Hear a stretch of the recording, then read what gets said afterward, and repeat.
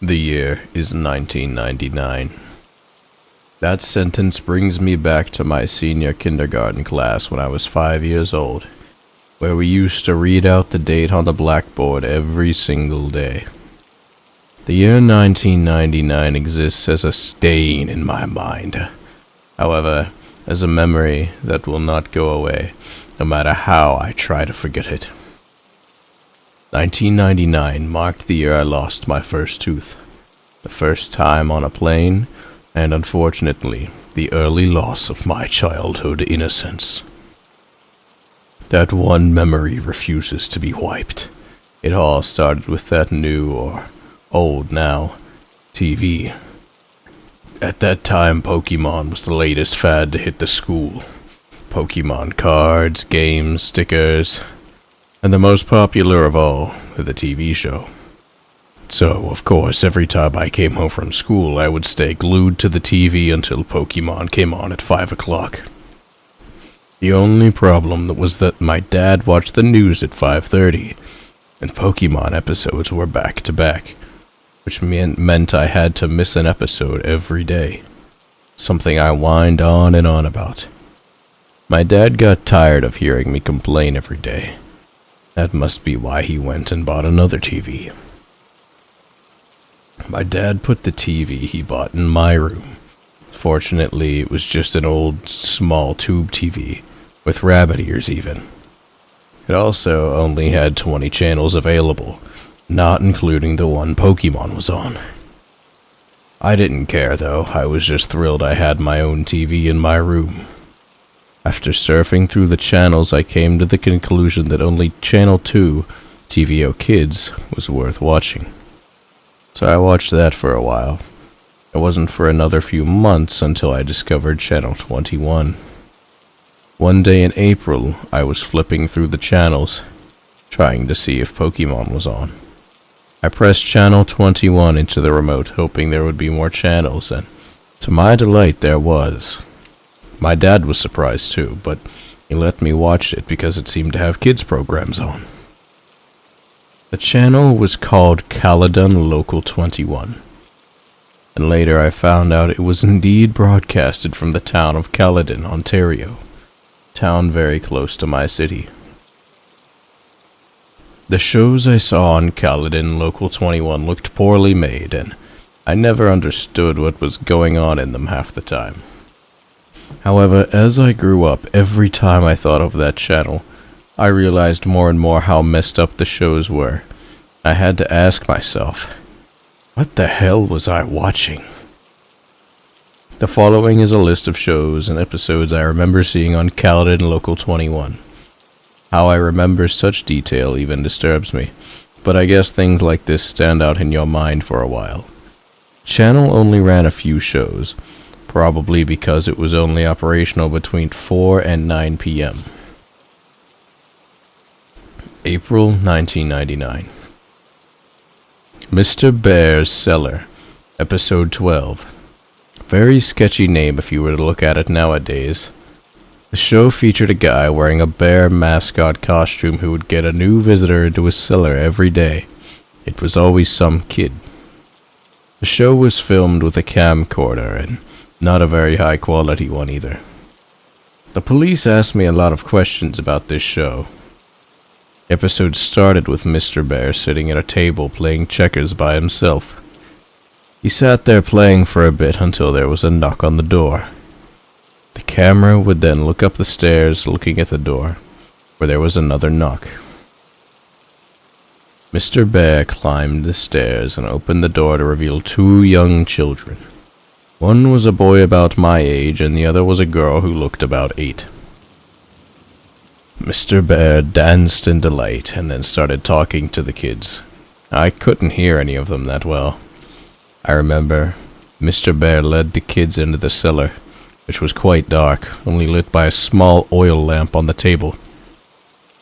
I can't really remember that much more, except him singing a song which I couldn't hear too well either, probably because of his large bear mask. The episode ended with them playing hide and seek, with the kids hiding in a closet and Mr. Bear counting. May 1999. Soup and Spoon. I don't think this was even a show. I think it was more of a special movie thing. All I know is I stopped watching Khaled and Local 21 for a while because I thought this show was stupid. Especially since Pokemon now came on at 4:30 and 5. I don't remember much of this, but it showed a can of soup and a spoon, both attached to strings swinging back and forth, as if someone was holding them and dangling them in front of the camera. Interestingly enough, the show was shot in a basement, which looked just like the one used in Mr. Bear's cellar. Like I said, I can't remember much. The only thing I can remember clearly was the end. The entire thing was only half an hour, and just included stuff that I found stupid, like the spoon chasing the soup around trying to eat him. The ending showed a table and about 7 kids sitting around it, each with a bowl of soup in front of them. They were sitting and looking at the camera, but with confused, even frightened faces. The cameraman then held the can of soup in front of the kids and said, "Spoons ready?" And then it just stopped. July 1999. It was summer, and I hadn't watched Channel 21 for a while, until one day when I slept over at my friend's house, and I decided to check it out again. My friend had gotten a TV in his room for his 6th birthday, so we stayed up very late. For us, 9:30 was very late, and we watched TV. It's when I remembered Channel 21 and brought it up to my friend. We decided to see if it was on, and to our surprise, it was. They must have changed the broadcasting time. Mr. Bear's Cellar, Episode 23. This episode was entertaining for my friend and I, mostly because it had swearing. However, now when I think of this episode, I realize something was definitely wrong when it was filled. The episode started with the camera on its side. While it was facing Mr. Bear, who was walking upstairs to the cellar door, the camera then blacked out for a second, before fading in, back upright and facing Mr. Bear. There was another kid talking to him, but this kid looked to be about 11 or 12. He was talking to Mr. Bear for a while, but I couldn't hear well, till the kid started raising his voice. He was saying how it was late and his sister had to go home. I could also hear more voices in the background.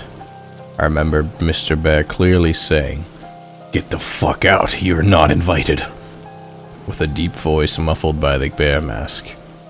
I remember my friend and I looking at each other and laughing at the mention of the forbidden F word. But the episode got weirder. The kid began climbing the stairs before turning around and saying he was going to call the police. Mr. Bear began breaking into a run towards the kid, who started screaming and running as well. Then the camera cut out, and that was the end of the episode. Then the channel turned to static. August 1999. I didn't want to watch Channel 21 after that. In August, I grew more curious to see Mr. Bear's Cellar for some reason, though. The last episode I saw of Mr. Bear was weird and had swearing, which also made me think the show was meant for teenagers. Nonetheless, I flipped on to Channel 21 when my dad was busy.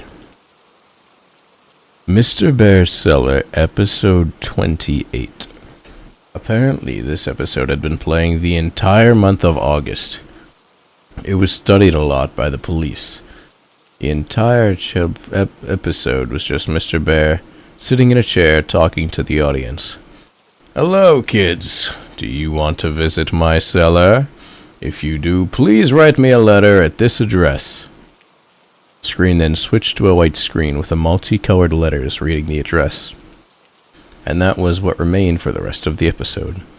This repeated for 5 hours every day until September came. And guess what I actually did? I sent Mr. Bear, or that sick bastard who portrayed him, a letter. I did it out of curiosity mostly. My dad was okay with it because he thought it was a legit kids show. But then again, he never saw any of what was on Channel 21.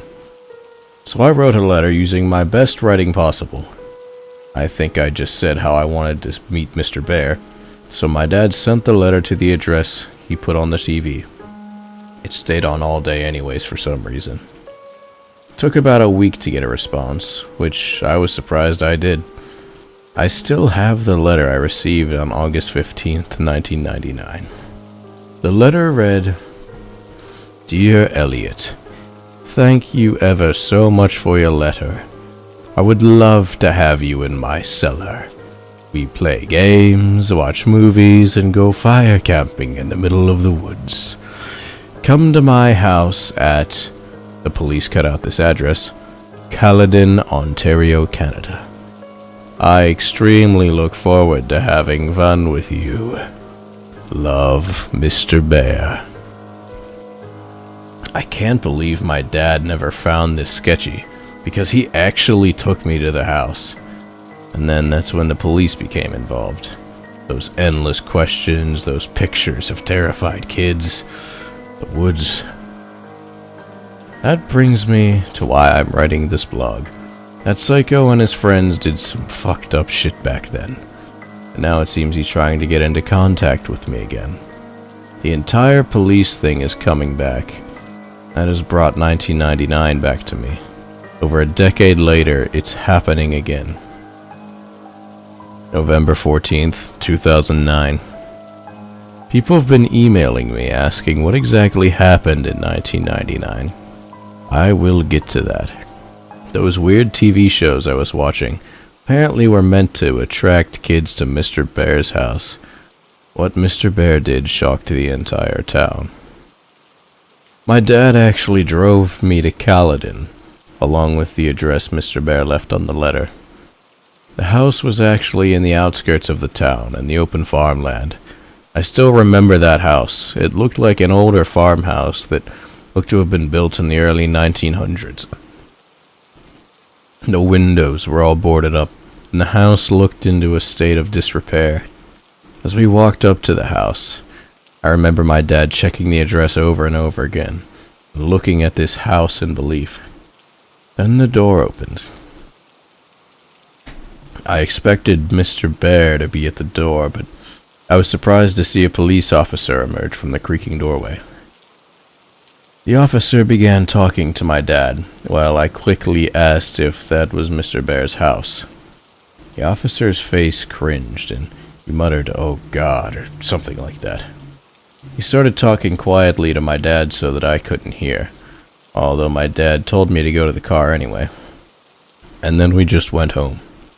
My dad was quiet the whole way home. I felt something strange had happened. My dad never told me what happened for a while. I forgot about it anyway. Channel 21 no longer came on, and when I asked about it, my dad would not acknowledge its existence. I think it was when I was 13 where I learned the truth. I remembered Channel 21 one day and asked my dad about it, and I guess he decided that I should finally hear the truth. Caledon Local 21 was a local TV channel that ran from October 1997 to August 1999 in the Peel region of Ontario. The entire channel was made from a house in Caledon, the one that I visited, and run by a man who was not really known by anyone in the town. The channel was only available on older TVs because the signal was only picked up by the rabbit ears, the weaker frequency. The man created all the shows on the channel, all of which were kids' shows. He was Mr. Bear, and he was the mysterious cameraman. The real reason he created the channel was more disturbing than what was originally my thought.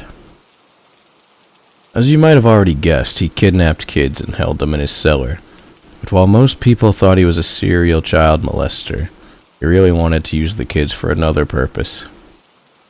The day I arrived, the man had fled his house the night before, the day before the police went in for their investigation. I wasn't the only one who was watching. December 2nd, 2009.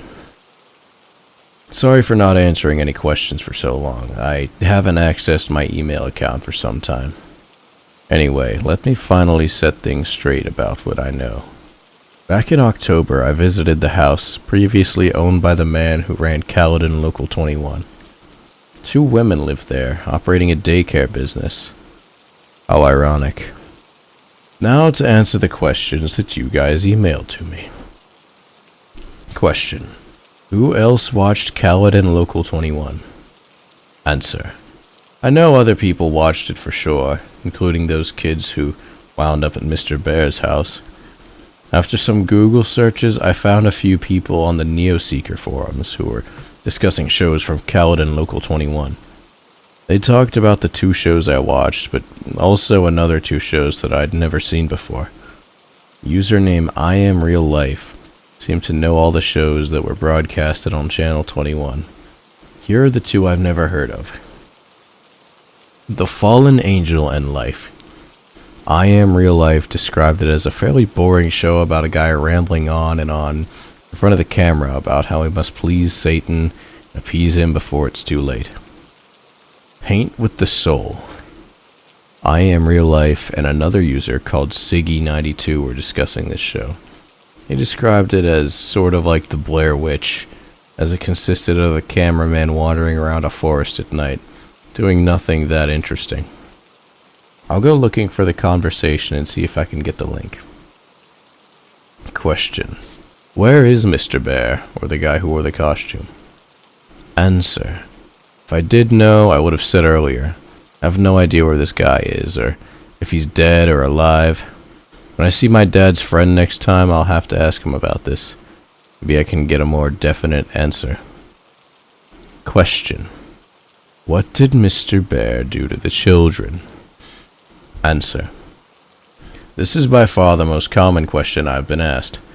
Found this out in October as well via my dad's friend, who is a retired Caledon regional officer. Apparently, the man playing Mr. Bear took the kids out of the house and into the forest nearby. What he did there, police are not exactly sure how it happened, but 16 charred bodies of children between the ages of 4 and 13 found in a 15 by 15 foot ditch deep within the forest. My dad's friend did not want to go into the exact details, but I'm seeing him next Thursday anyway, so maybe I can extort some more information from him. That's all I have for now. Thanks for keeping an interest in my blog. I'll try to gather as much information as I can for my next post. I've actually been getting pretty interested in this myself. Should be my right to know what the hell happened. January 14th, 2010. I'm sorry I haven't posted anything for a while. I kinda lost interest in this blog since I hit a standstill while looking for more information about the identity of the owner of Caledon Local 21.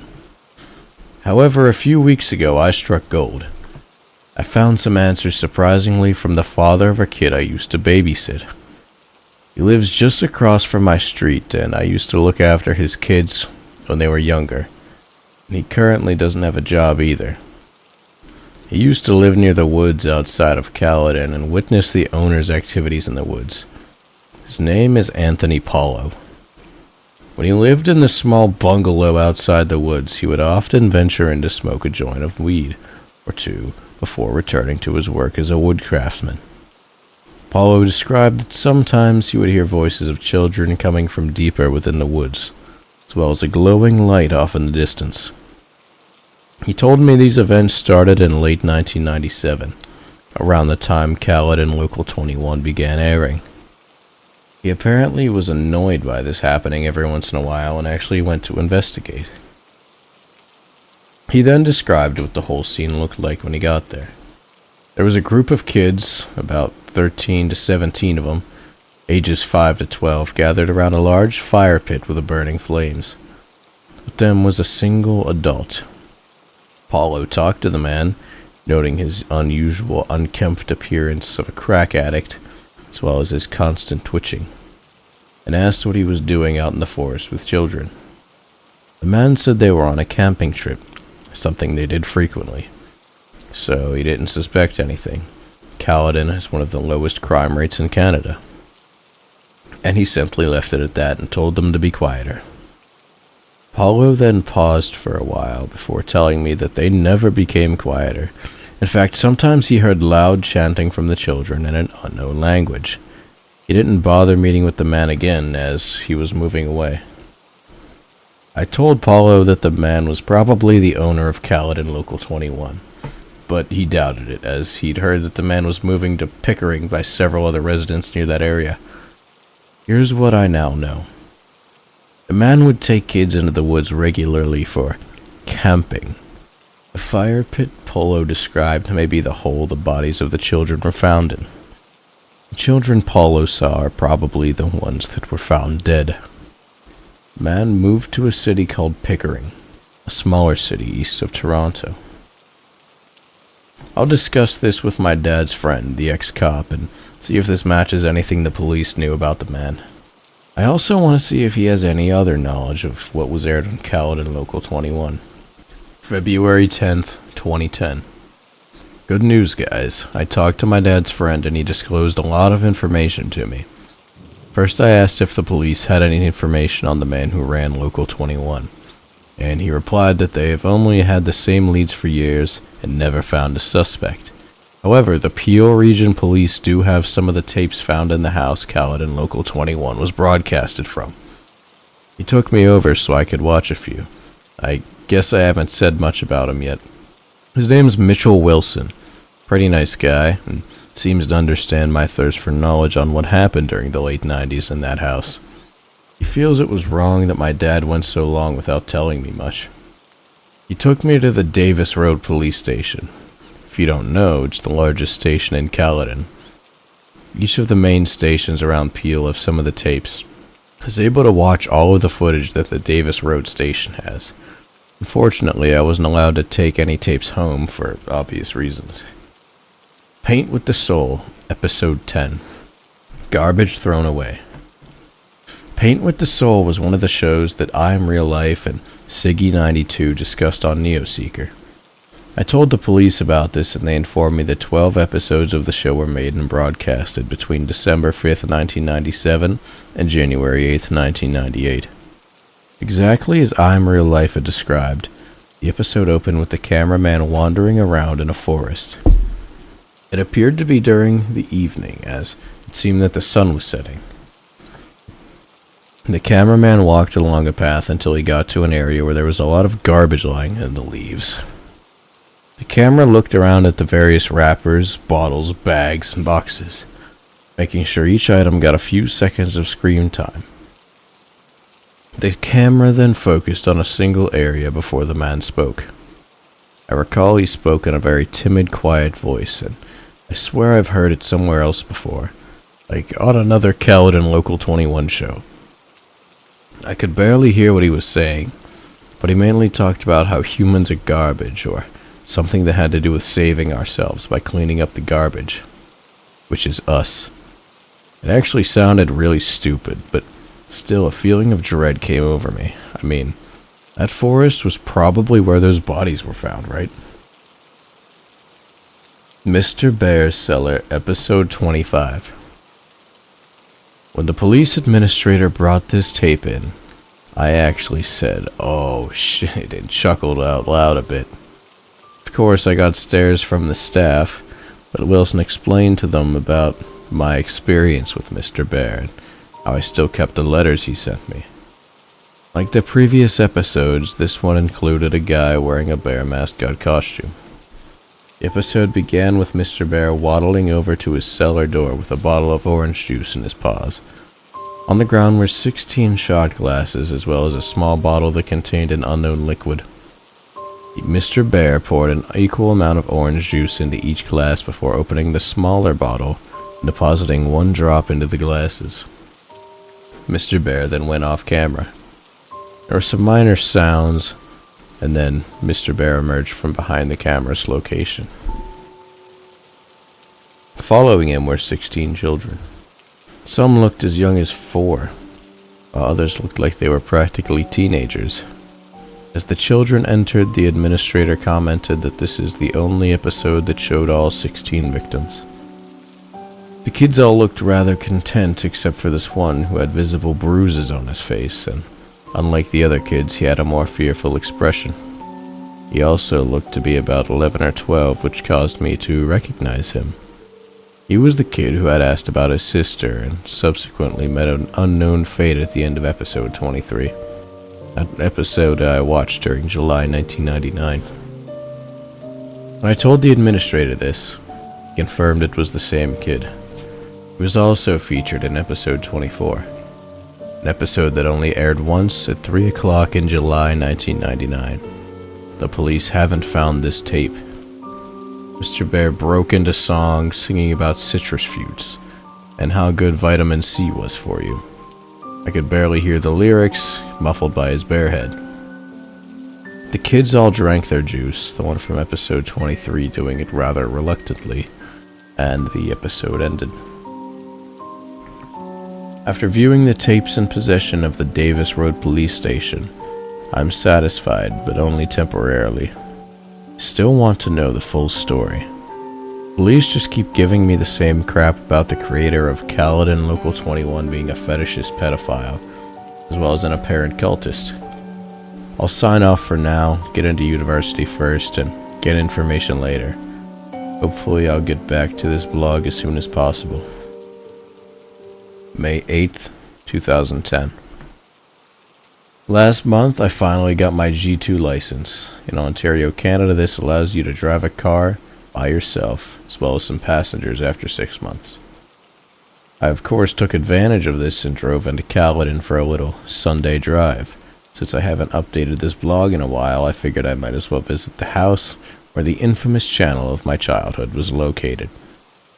The house looked different than when I last saw it in October. The place was no longer used as a daycare and just sat there abandoned, with a for sale sign showing that someone still owned it, though wanting to get rid of it. The abandoned house drew fuzzy memories from my mind, mainly of that day my dad took me to visit Mr. Bear. Feeling of dread came upon me. What happened to the children while they were living in that house? I walked up the steps to the front door and peered through the window. Inside, I could see a nearly empty hallway with a few boxes at the end. At the end of the hallway to the right was an open doorway, presumably leading to the kitchen. To the left were 2 doors, both apparently leading to the rooms visible through the windows outside. I wondered where the cellar entrance was located and whether it had been sealed up. I walked around to the back of the house and found my answer. 2 wooden doors laying at an almost flat angle were padlocked shut. This had to lead to the cellar. Not wanting to hang around, you can't imagine what was going through my mind at the time, I departed. Behind the house, the empty field continued on until it reached a dense forest that lined the horizon. I wondered if that was the forest where the bodies of the children were found. I thought to myself, fuck it, and proceeded to walk across the field behind the house into the forest. It was oddly quiet in the forest, save for a few periodic sounds of a woodpecker drilling into an distant tree. I cautiously made my way deeper into the woods, not really caring about the fact that I had no idea where I was going. I don't know how to explain it, but it felt like there was something I had to find. I came to a thinner part of the woods and a few small houses in the distance. Polo's house crossed my mind, and I wondered if one of these homes had belonged to him. I neared a small clearing in which I could see 3 adequately sized logs gathered around a black, charred area, showing that a small fire had been lit there recently. "Hey, get the fuck out of our fort!" Those words nearly gave me a heart attack. I turned to my left and saw 2 dark-clothed people running towards me. My initial thought was to run, however, as they came closer, saw they were just some kids in their early teens. Probably 13 or 14, maybe even 12. As they approached me, they realized my size. As well, I'm 6'1", where they could have been no bigger than 5'8". "We said, get the fuck out." The larger one, who was wearing a Slipknot shirt, said it half-heartedly. Stood my ground and shrugged. The shorter one, who was wearing a Metallica shirt, swung out a butterfly knife and held it in my direction. "No, you wouldn't want to," I said in a deep, serious tone, trying to sound as badass as possible. I pulled out my cell phone. The 2 kids withdrew, the one in the Metallica shirt putting away the knife. Look, dude, we don't like people in our fort, so can you just go? One in the Slipknot shirt said, obviously intimidated. I had no business in the forest anyway, so I uttered a simple fine and turned before I realized I had a great opportunity. Did either of you hear of a guy who murdered a bunch of kids in these woods about 13 years ago? I asked the kids. Two looked at each other in confusion before the one wearing the Metallica shirt answered. Yeah, everyone knows about that guy, he said to me as if I were stupid. He still lives around here, in the storm drain. My big brother's friend says he saw him in a bear costume once wandering around the forest at night. My instincts told me this was probably a lie, and the owner of Caledon Local 21 is probably long gone, only existing as folklore in this smaller, isolated community. However, as a human, the thought of the mysterious unknown sparks interest within.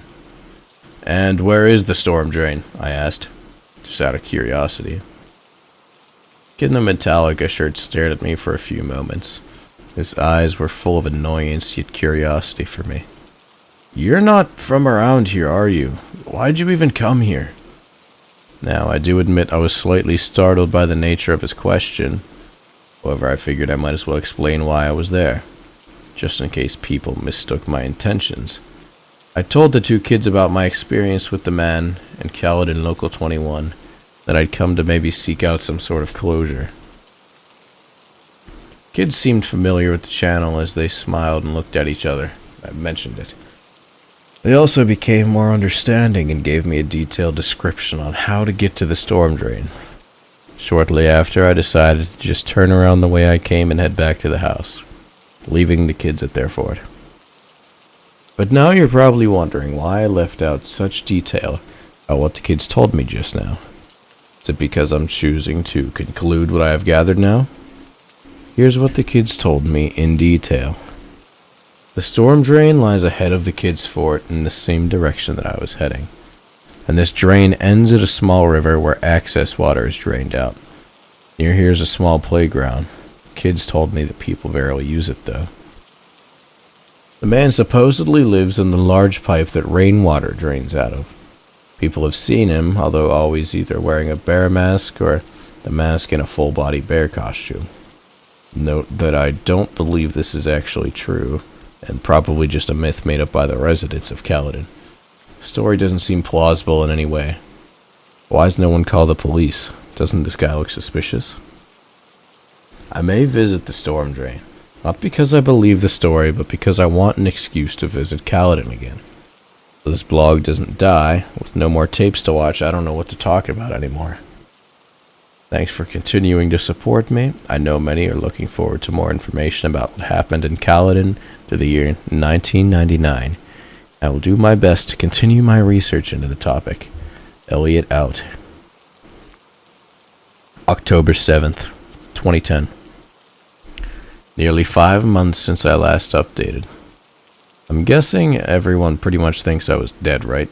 Thankfully I'm not, but in all my seriousness, really have been busy these past few months, and a blog about something that could have killed me as a kid is a little low on my current priorities list. As of now, I'm living in Waterloo, Ontario, attending the University of Waterloo for computer engineering.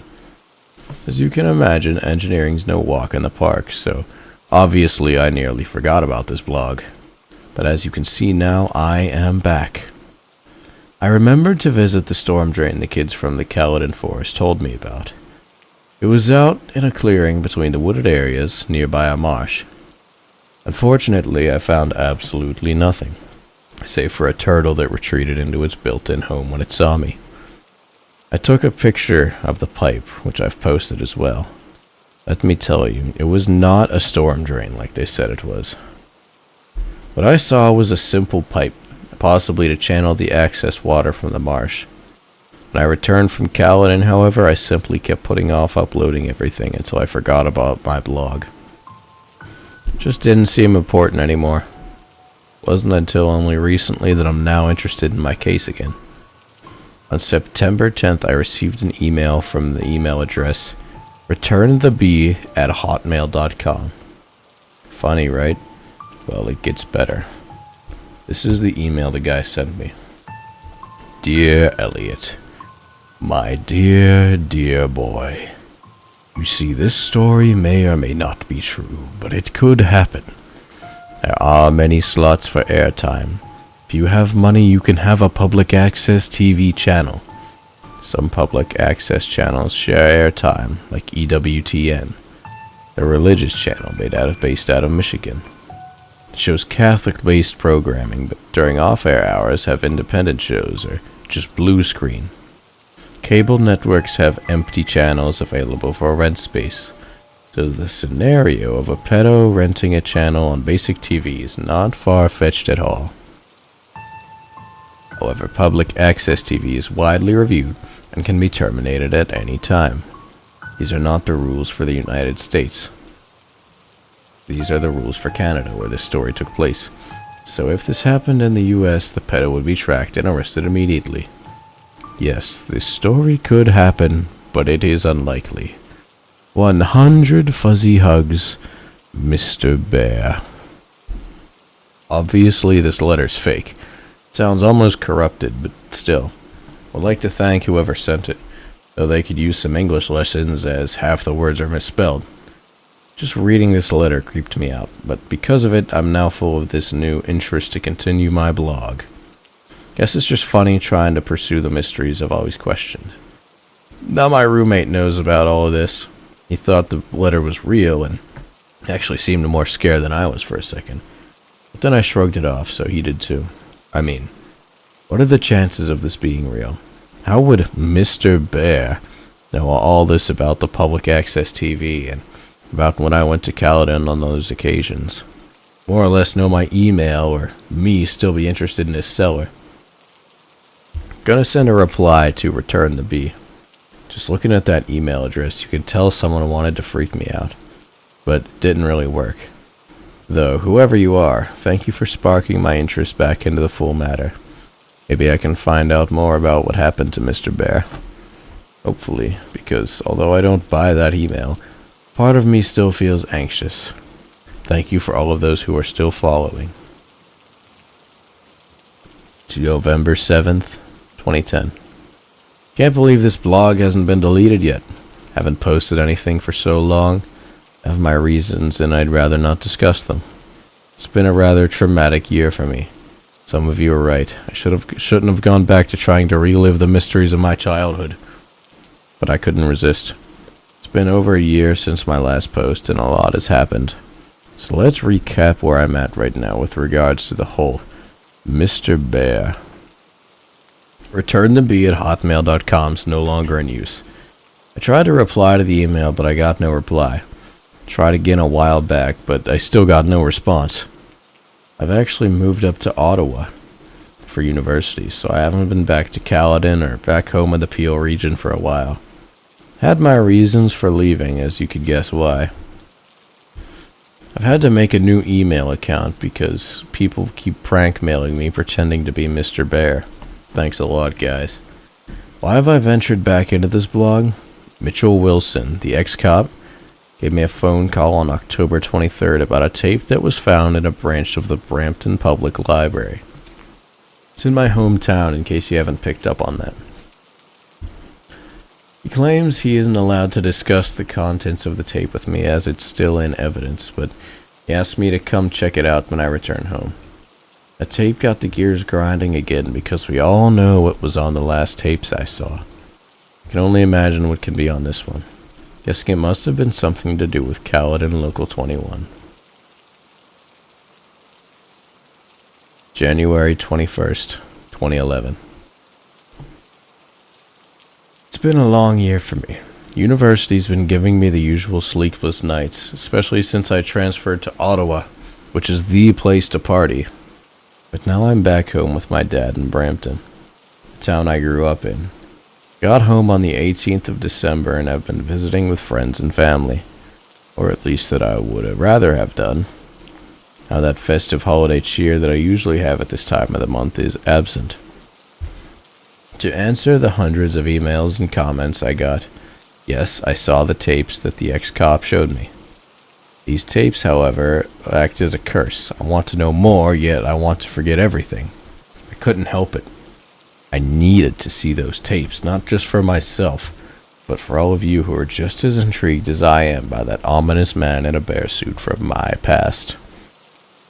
However, after reviewing those tapes, I feel that pit of dread deep inside me once again. That feeling where I know that all those kids in those videos are dead. That I could have been one of those kids, and that humanity is a dark place. If you haven't skipped this paragraph for the juicier details below, thank you for listening to my rambling. On January 1st, I called Mitchell Wilson and asked if there was a time where I could come by and view the tapes. Things were pretty slow at the station because of a snowstorm, so he said I could come down any time that day. Tapes were located at a branch not too far from me, so I braved the slushy roads and terrible drivers and made my way to the Peel Regional Police Station, located at the Bramalea City Center. I met Wilson at the front desk, where he then led me up to the second floor and into a small office. He instructed me to have a seat and wait while he went to get and got the tapes. Before leaving the office, he turned to me and said, "I know you're curious, but are you sure you want to do this?" Of course I did, or I thought I did. Besides, Wilson's friends had pulled a lot of strings to get me in there, and I didn't want to waste the opportunity. This particular station had 2 tapes on hand. I was only able to watch a few minutes of footage, however, because the second tape was apparently too damaged to be played on a VCR. Mr. Bear's Cellar, Episode 30. Mr. Bear never ceases to disturb me, especially after what almost happened when I was younger. This episode took place outside in a forest at dusk, making it slightly hard to see, especially considering the quality of the film. Trademark of anything of Caledon Local 21. The episode started with the camera being held in the paws of Mr. Bear, aiming it at himself. That bear mask, it looked more sinister in the shadows of the trees. The unmistakable, muffled voice spoke up. "Hello, children. Today I will be doing a wonderful thing for my friends. I will be delivering them to a faraway land where they will surely be happy." Mr. Bear turned the camera around to show an ATV with an attached trailer. But what stood out the most was that the trailer contained 7 motionless children lying side by side. "This here is my first load, but more will be on their way soon." Mr. Bear turned around and pointed the camera at a large burlap tarp spread on the ground. He picked the tarp up, revealing a large hole that must have been at least 12 feet deep and probably 15 wide. The rest of the episode consisted of Mr. Bear taking each kid and dropping them into the hole. I asked Wilson if they were dead, to which he shook his head and replied, "Not yet." Soon all the kids were in the pit. Some were in awkward positions due to being tossed in, but they remained unconscious. "The vitamin C will surely help these children on the great journey that awaits them," Mr. Bear mentioned, as he panned the camera towards multiple bottles of gasoline beside a bush. The camera zoomed into the bottles as Mr. Bear hummed the episode ended. Wilson revealed to me that these were 7 of the 16 victims found burnt to a crisp. Gasoline's what the man playing Mr. Bear used to light them on fire. A pit full of burning children. That feeling of dread found me once again, and I realized that I could have been one of those kids. Wilson then explained to me that he'd previously lied. The other tape confiscated by the Bramalea Police Branch did indeed work and contain the filming of the actual burning. However, he felt that I wouldn't be able to handle the disturbing and graphic nature of the episode. And you know what? Maybe I can't. I don't even want to see it. I'm satisfied for now. But I need some time to get myself together. And the thing is, the man who ran Caledon Local 21 is probably still out there. More to come soon. April 5th, 2011. I wanted to update more, I truly did. However, certain circumstances had turned me off the whole Local 21 thing. I've since then had hundreds of emails about my blog and was even in contact with a magazine about my story. But now is the time to come clean to everyone. Where have I been for an entire year? The story of Pandora's box is true, and I opened it. I opened it when I watched the second tape in the possession of the Bromeliad police branch. The other subject I'd like to address is the number of fake emails I've been getting from people claiming to be Mr. Bear. Let's start with the second tape. After a few weeks of playing silent, I decided to ask Mitchell Wilson if I could view that infamous second tape he talked about. I don't know why, I just felt that viewing that tape would give me some closure. He was obviously reluctant to show me, but I was persistent. He gave me an offer. If I was still interested by the time I turned 20, he would show me the tape. Not being able to do much else, I just played the waiting game. And by the time of my 20th birthday rolled around, I was definitely still interested. So I gave him the call, during which he admitted that he'd hoped that I would forget about asking again. But I was not taking no for an answer. You really don't need to see it, he kept telling me. But I did need to see it. I had to see it at this point. Sure enough, he invited me to the Bromeliad branch one day, having watched every Saw film and a video of animal slaughterhouses in my ethics class. I was sure I would be able to handle whatever the tape could throw at me. Oh, how naive I was. Mr. Bear's Cellar, episode 31. When Wilson went to collect the tape from evidence, the officer in charge of the evidence room shook his head at me, his face saying, "What are you doing?" Wilson explained that this tape concludes the last known episode from Mr. Bear's Cellar, and I rightfully assumed that I would be seeing the fate of the children, and started to feel a sense of dread. The episode opened inside a forest, the usual one from the previous episodes. This fact took me a while to realize because it was night. Trees and leaves just looked like shapes dancing around in the darkness. A faint glow of light was present on the right side of the screen. There wasn't any apparent audio. It appeared to be a windy night, yet the trees weren't making any noise. Slowly, the camera began to pan towards the glow, revealing smoke rising from a hole with the tips of flames peeking over the top. Wilson paused at this point. "Are you absolutely sure you want to see this?" he asked me. I insisted, even though a voice in my head was telling me not to. Video continued. The cameraman moved towards the hole, showing a pit of fire. This was the hole that I'd seen in the previous episode, only this time it was filled with shapes. You could see shapes moving around, fluttering, flailing, some motionless. I knew perfectly well what they were. The camera began to adjust to the light, and burning flesh, red, black, a blur of surreal movement and colors. Wish I could forget what I saw, but you can't forget a scene like this. This wasn't a horror movie. This was reality. Human beings were being killed in a horrifying way, a fate that I could have met. Video suddenly cut to dawn, the camera now positioned farther away from the hole. The fire was out, however there was still smoke rising up. A figure was up ahead. I recognized it right away. The Mr. Bear suit was laid out on the ground, empty. It looked just as unnerving.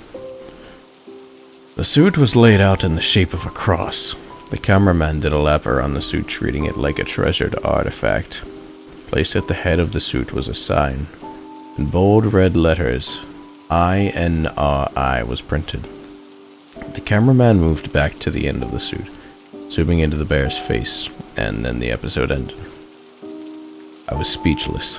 It was like a dream. You could find a lot of terrible things on the internet, but I'd never seen anything like this.